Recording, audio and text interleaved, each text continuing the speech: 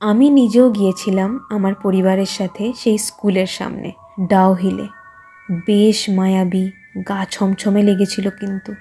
এবং সেই Victoria boys high স্কুলেই একটি ছোট্ট ঘটনা ঘটেছিল আমাদের সাথে। আমরা যখন গাড়ি করে সেখান দিয়ে যাচ্ছিলাম, welcome to the dark place. আজকের এই ভিডিওতে তোমাদের সবাইকে স্বাগত। আশা করি তোমরা সবাই ভালো আছো, সুস্থ আছো। তোমরা আমার আগের ঘটনাগুলো শুনতে পারো নিচের দেওয়ার চ্যানেলের লিংকে গিয়ে।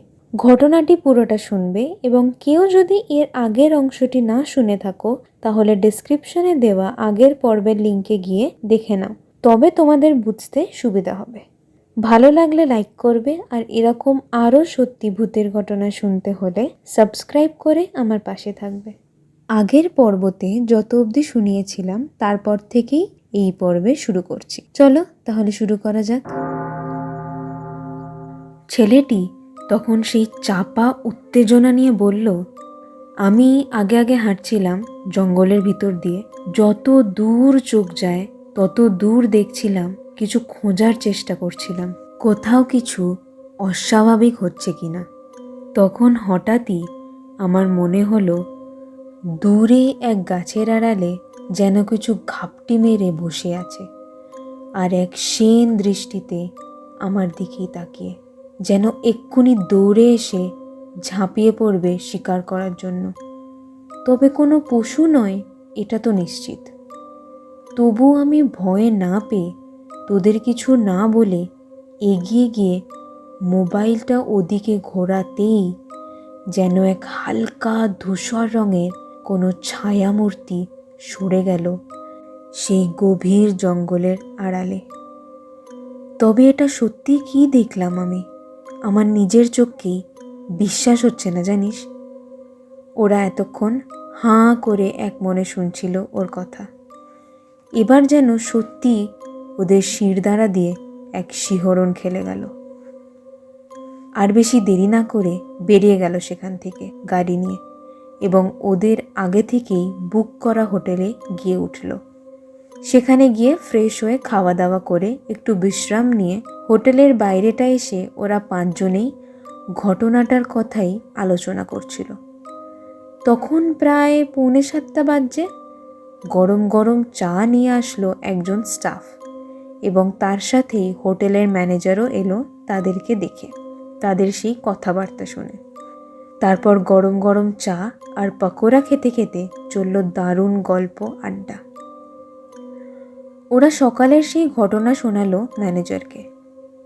ম্যানেজার সব শুনে বলল, এই ঘটনা নাকি এর আগেও বহুবার শুনেছে নানান পর্যটকদের থেকে। তারপর একটু মুচকি হেসে বলল, যাক, তাহলে তোমাদের ভূত দেখার স্বপ্ন পূরণ হলো বটে, কিন্তু এ তো কিছুই নয়। সেই কন্ধকাটা প্রেতাত্মাকেও বহু পর্যটক দেখেছে।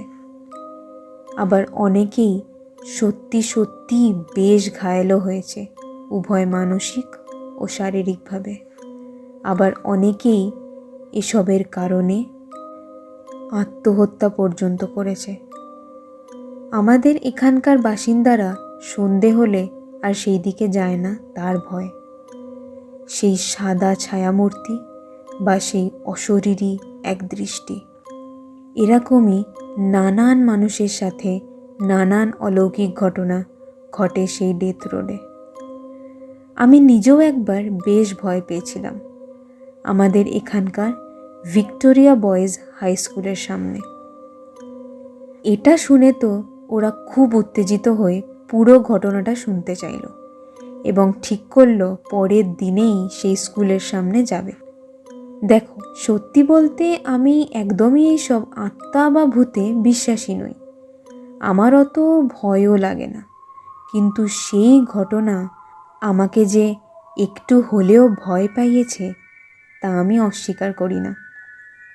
ডাউ হিলের পাশেই অবস্থিত এই 100 বছরের পুরনো স্কুল। এত লম্বা সময় ধরে স্কুলটা দাঁড়িয়ে সেই পাহাড়ে ঘেরা জঙ্গলের পাশে। কত মৃত্যু, কত দুর্ঘটনার সাক্ষী সেই স্কুল। সেখানে অলৌকিক বা ভৌতিক ঘটনা হওয়াটা খুব একটা অস্বাভাবিক নয়। আমি তা প্রায় 2 বছর আগে এই জানুয়ারি মাসের শুরুর দিকে কোনো কাজের সূত্রে ওই দিকে গেছিলাম এবং ফিরতে ফিরতে একটু বেলাই হয়েছিল। সেই স্কুলের সামনে দিয়ে ফেরার সময় হঠাৎই যেন স্কুলের দোতলায় ক্লাসরুমের ভিতরে কিছু একটা যেন নড়ল মনে হলো। আমি ভালো করে দেখব বলে একটু সামনে গেলাম। তখন বিকেলের পড়ন্ত রোদে স্পষ্ট দেখলাম একটা বাচ্চা ছেলে দাঁড়িয়ে সেই ক্লাসরুমের ভিতরে জানলায় হাত রেখে। সেই দৃশ্য দেখে ভয়তে আমার গায়ে যেন কাঁটা দিয়ে উঠল। আমি তাড়াতাড়ি করে পাশেই থাকা গার্ডকে ডেকে আনলাম এবং বললাম সবটা। কিন্তু এসে দেখলাম সেখানে কেউ নেই, তবে একটি ছোট্ট হাতের ছাপ তখনও স্পষ্ট সেই জানলাতে। সেসব দেখে এবং শুনে সে বলল এইসব নিয়ে না ভেবে তাড়াতাড়ি সেখান থেকে চলে যেতে। আমিও হনহন করে হেঁটে চলে এলাম বাড়িতে। অত ঠান্ডাতেও আমার কপালে ঘামের বিন্দু। তোমরা ভাবছো তো যে স্কুলে আমি সেই ছোট্ট ছেলেটিকে দেখে ভয় পেলাম কেন? স্কুলে তো ছোট ছেলে থাকতেই পারে। আসলে তখন ছিল জানুয়ারি মাস, আর এখানে ভীষণ ঠান্ডার কারণে ডিসেম্বর থেকে মার্চ অবধি সেই স্কুল বন্ধ থাকে। কোনো ছাত্রই সেখানে থাকতে পারে না, সব বন্ধ থাকে। শুধু 2টো গার্ড থাকে পাশে তাদের কটেজে। ফলে সেদিন সেই ছোট্ট ছেলেটি কে ছিল ভাবতেই একটু অস্বস্তি হয়। সেই স্কুলের ব্যাপারে অনেক ঘটনাই শুনেছি। সেই গার্ডসরা নাকি রাতে অনেক সময়ই হাঁটা চলার শব্দ পায়, সিঁড়ি ওঠা নামার শব্দ পায়, আবার মাঝে মাঝে তো যেন ফিসফিস করে ছেলেরা কথা বললে যেমন শব্দ হয় সেটাও শুনতে পায়। কিন্তু সেই সময় পুরো স্কুলই বন্ধ থাকে। তোমরা কাল সকালে গিয়ে একবার ঘুরে আসতে পারো সেই স্কুলের সামনে দিয়ে। এখন তাহলে উঠি, কাল তোমরা বেরিয়ে এসো ভালো করে, আর রাতে কি খাওয়া দাওয়া করবে জানিয়ে দিও, কেমন?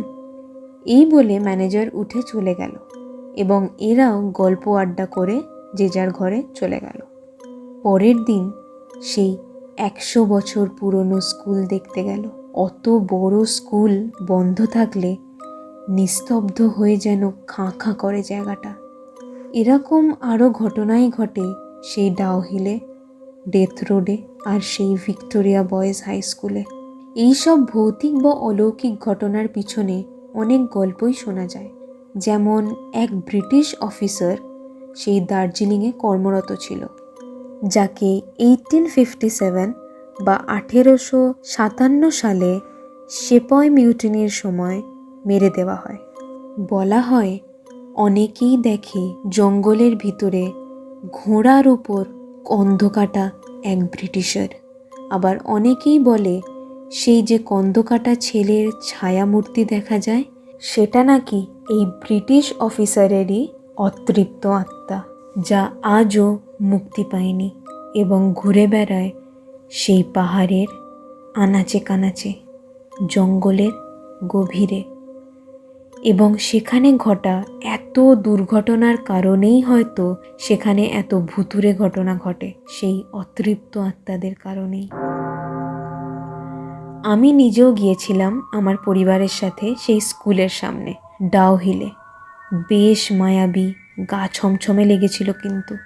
এবং সেই ভিক্টোরিয়া বয়েজ হাই স্কুলেই একটি ছোট্ট ঘটনা ঘটেছিল আমাদের সাথে। আমরা যখন গাড়ি করে সেখান দিয়ে যাচ্ছিলাম, আমরা সকলেই পরিষ্কার দেখেছিলাম যে সেখানে কেউ নেই, ফাঁকা, স্কুল ছুটি ছিল বলে। আমাদের ড্রাইভারও বলল হ্যাঁ এখন ছুটি, তাই হয়তো এত ফাঁকা, কেউ নেই। তখনই সেটা শুনে হঠাৎ আমার মা বলল, ওই তো যে গার্ডটা দাঁড়িয়েছিল সে কি সবসময় থাকে? আমরা খুবই অবাক হয়ে বললাম, গার্ড? কোথায় গার্ড? কেউ তো নেই। আবার আমরা গাড়ি ঘুরিয়ে সেখানে গেলাম, দেখব বলে যে সত্যি কি কোনো গার্ড ছিল, আমাদের এতটা ভুল হলো দেখতে। কিন্তু গিয়ে দেখলাম সত্যি তখনও কেউ ছিল না সেখানে। ড্রাইভার নেবে আশেপাশে দেখল, কিন্তু কেউ ছিল না। আমরা সবাই তখন ভাবলাম যে মা হয়তো মজা করছে, কিন্তু তার চোখ মুখ দেখে স্পষ্ট বোঝা যাচ্ছিল সেখানে সে নিশ্চিত কাউকে দেখেছিল। তবে এটা যে ভৌতিক তা আমি বলছি না, কিন্তু অস্বাভাবিক তো বটেই। এই কারণেই কার্শিয়াংকে বলা হয় the most haunted hill station in India. তো যারা যারা এই অতৃপ্ত আত্মা বা ভৌতিক ঘটনাতে বিশ্বাস করো বা এই সব নিয়ে উৎসাহী, তাদের জন্য কার্শিয়াং হলো পারফেক্ট জায়গা। তাছাড়াও এই শান্ত নিরিবিলি সুন্দর পাহাড়ি শহর এমনিতেই তো পর্যটকদের খুবই প্রিয়। তোমরা অবশ্যই গিয়ে ঘুরে আসবে এই জায়গাগুলোতে। আর এই ঘটনা শুনে কেমন লাগলো আর এর পিছনে থাকা ভয়াবহ ইতিহাস শুনে কেমন লাগলো অবশ্যই জানাবে কমেন্টসে লিখে।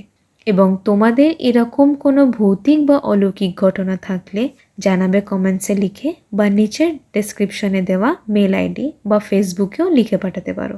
আজ এই অবধি, আবার দেখা হবে পরের ভিডিওতে দ্য ডার্ক প্লেসে।